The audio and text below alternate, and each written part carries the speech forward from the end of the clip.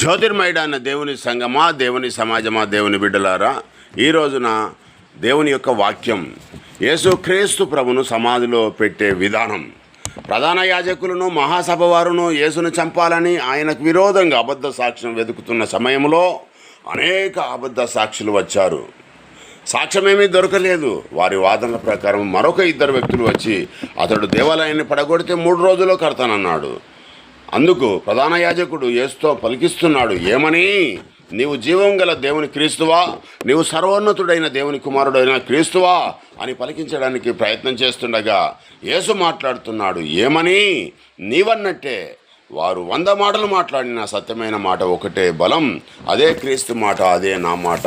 యేసేబు అనే ఒక ధనవంతుడు ఉన్నాడు. తన కొరకు తొలిపించిన సమాధిలో సుగంధ ద్రవ్యములతో సమాధిలోనికి పంపించారు యేసును. అప్పుడు జరిగిన ప్రకృతి ఉగ్రరూపం దేవాలయపు తెర చిరిగి